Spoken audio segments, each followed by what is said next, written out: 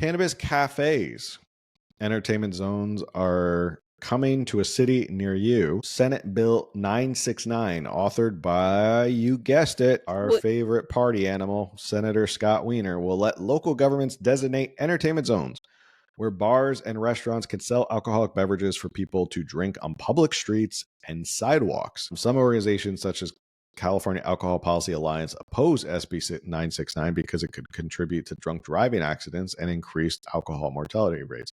So that's different. That's certain entertainment zones where you're outside and you can walk around. I guess it's kind of like the strip. It was legal in San Francisco, but he wanted all of California.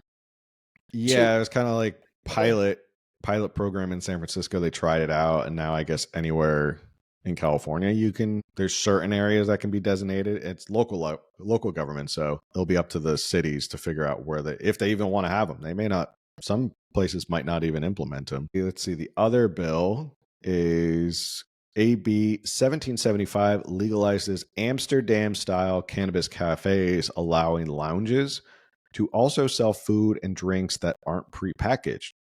After opposition from the American Heart and Lung Association, Newsom's veto of a similar bill in 2022, AB 1775, includes additional protections for workers against secondhand smoke. Quote, lots of people want to enjoy legal cannabis in the company of others.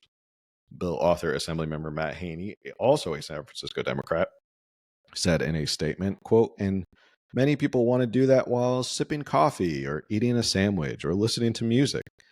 There's no doubt that cannabis cafes will bring massive economic, cultural, and creative opportunities and benefits to our states. I think he's kind of overestimating how much it's actually going to help our state. But I mean, again, I don't want to sound like an old man shaking my fist at the sky. Could be good in certain neighborhoods, like in San Francisco, if that's like what they want and they want to do that. Sure. I don't think your rationale, they want to enjoy cannabis while sipping coffee or eating sandwich or listening to music, means you can't just do that anywhere, like in the privacy of your own home. There's other things that I want to do while sipping coffee and snacking with friends. Should we just legalize all of it? I mean, I don't really care, but I'm just saying that's just such a weird, okay.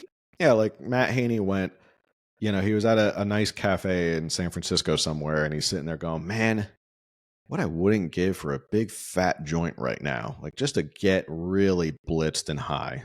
Like is that what Matt Haney was thinking? Like, he'd love to just be high, enjoying this cup of coffee or reading a book or something. I don't know. He probably was high when he authored that, but I don't feel like it's the world's biggest deal, but it is laughable. That's all. Right. And they always. Oops, go ahead. Like, I'm not against it. I don't care. Like, I think, you do you. It's cannabis. A lot of people enjoy it. I'm not a curmudgeon anyway against cannabis, but I feel like they make such a big deal about, like, they think cannabis and like this whole industry is gonna explode, and it hasn't. Like, and that's so, not to get really off topic, but when we legalized, and I can't remember what prop it was, it's escaping me now. I can't remember. And when they legalized recreational cannabis in California, the whole point, like, people were saying it's going to be good for the economy. Like, right. Imagine the green rush. They called it the green rush, like the gold rush. It's going to be the green rush of how many people are going to spend millions and millions of dollars to invest and build dispensaries. And it's going to create a whole industry of different workers and employees. They're going to create jobs and all this stuff. And they passed it. And the government effectively killed the golden goose before it laid even one egg. Like, they came up with state taxes. They came up with regulations. They came up with zoning. It got to the point where, like, if you wanted to build in LA, there were 5 rounds of applications. Each round cost you $30,000 to apply. Like, okay, what was LA's reasoning for making it $30,000 for 4 or 5 application phases? They see the writing on the wall that this wasn't going to happen, but at least get their fair share before it. Yeah, I guess. And they choked it out before it could even become it was supposed to be this huge thing. It was supposed to be the big thing. It was like, California finally legalized recreational weed. Like, it makes sense. Now farmers can grow it. And it was this whole top-down philosophy. That's how they sold it. And now they're kind of selling this again of like, well, if we now just allow people to smoke in cafes or enjoy it in a cafe, it's going to create this huge booming economy. It's like, all right, bud, like it's not going like it's not going to create this big booming economy. It's just like you're just misleading people as to why you're doing this. I don't So know. now Matt Haney got this passed so that he can go get high with his friends while enjoying a coffee and a sandwich. Yeah, And I mean, look, like if 2 years, Senator Scott Wiener is going to be like, I would also like to add nudity to this because sunbathing with my friends is fun, and I would oh like to yeah, be well nude in public. yeah, I would also like these entertainment zones where you can drink on public streets to Naked. also be where the cannabis cafes are. And I think clothing should be optional. For sure. I feel like he's That already authored that so many times, and now he's just uh, getting little pieces. I'm But I want afraid to we go might have back to given him a new idea. the daylighting is what they call it law, the parking within 20 feet of Okay. the crosswalk. So you can be fined. Fines, I think, start at $65.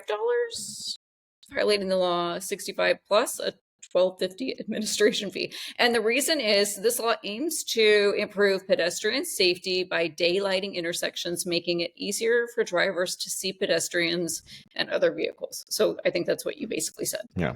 Yeah. I mean, I imagine it had something to do with safety. Well, There was this clip that I completely forgot about, and I want to watch real quick because it fits so perfect. And like now that it's out of place, I feel kind of dumb because it was in my outline. But I have okay. we have to watch this because we're making jokes about why are there so many damn laws that they have to pass? And suffice it to say, I found a video where I actually agree with Governor Moonbeam on something. If you don't know who Governor Moonbeam is, he was former Governor Jerry Brown, twice Governor Jerry Brown. He did an interview and they talked about why are there so many damn bills? So let me pull that up. The speaker during this last swearing-in ceremony a couple of weeks ago, he gave a speech, and it was titled "Renewing the California Dream," and he talked about cutting the amount of bills that lawmakers can introduce from 50 to 35, and told lawmakers, when you're introducing a bill, think about Californians, because they sent us a message in this last election. They're not happy. They don't like the way the state is going. So think about them. As a governor, and I have to say, your veto notes were famous. I loved reading them. Do you think that's a right move? Do you think lawmakers were allowed to introduce too many bills and that cutting that back is Without better? question, I'd go way below 35. I'd go 5, maybe. 5. 5 bills. Well, what we have, let me just give you an example. I'd just like to say thank you, Governor Moonbeam, for saying some sort of sanity. Well done. 5. I love the number 5. I think that's a great number for us to have our bills at. And I don't also think there's go back to our conversation that we had at the GOP convention in San Francisco was that already like May of last year? What was that? I don't know. I don't know. It was almost a year ago or 6 months ago, 7 months ago, but we had this kind of similar conversation. Should be 5. I think you should be capped at 5. And if you want more, you can bargain with another legislator and work with something. But other than that, I don't think you should have that many bills. 35 is still a lot of bills. But what else does he say? Example. The education code is about 13 volumes, depending upon how it's being published. There are 10,000 separate legal provisions in the California Education Code, all coercive prescriptions telling administrators and teachers what to do and what not to do. I mean, it's insane. There are too many laws. Now, I signed myself probably 16,000, and one it's not easily. I'm sorry. He says there's too many laws, and then he admits that he signed 16,000. Why did you just sign like 5 a year, buddy? He could have just been like, I'm just going to sign, this is my cap. I'm going to sign this many laws. You could read them and be like, these 5 this year, better luck next year. Yeah, I think you are part of the problem. Appreciated. When you sign a law, you often spawn a series of regulations. And if you think of our society as caught up in a dense thicket of regulatory coercion, you can understand. You'll say, "Wow, we got enough of that. So let's slow it down." There are too many laws. Montaigne, by the way, in one of his famous essays, was talking about France. He said there are too many laws. He said before we used to suffer from crimes, now we suffer from laws, and I think that's worth thinking about. Note. Yeah, well said. Never thought I would say that about Governor Moonbeam, but I think he's 100% correct. 5 would be a good idea. Yeah, well, So- speaking of agreeing with people we don't agree with, there's actually a Scott Wiener law bill that I agree with that we haven't. Maybe you're going to get to it. I don't know. Which I one don't- is that one? I don't remember the number, but it has to do with, I guess there was a law or rule of sorts that if someone breaks into a car to steal stuff and the car wasn't locked, I think like the penalties were Oh, like yeah. increases the penalties for like whether or not the car was locked. And I agree Yeah. with that. I think his law was, before it was, if someone broke into your car, you had to prove that it was locked Yeah, something like that. for it to be a burglary. So the burden was on you to prove it was, and it's like, dude, somebody broke into my car and stole my stuff. They don't have to do that, whether the car has locks or cinder blocks on it. Like, Yeah. Does that, by that logic, is it okay if someone leaves their door open, you can just walk into their house and just steal everything? And they're like, well, it wasn't a burglary. Door was open. You got me. You rapscallion. You little whippersnapper. Yeah, So, yeah, I agree with that one. I agree with that. Like, absolutely. No one had a See? right to your stuff. Yeah. See, we're fair here. We give Job. credit where credit is due. Good job, Scott Wiener. Just, don't do any naked entertainment zones with cannabis or whatever. We're giving him ideas. He's watching this and he's literally He's like, watching this going. He's gonna. Hey, thanks for checking out the California Underground Podcast. If you enjoyed that clip, make sure you subscribe, like, share, review, comment, all that stuff that helps with the algorithm, helps people find us more. And if you want to learn more, you can always listen to our full podcast at Apple, Spotify, Google, all those different places that you basically find podcasts. Or if you just want to keep watching clips, you can check out clips here, or you can subscribe to our channel right here, somewhere in here.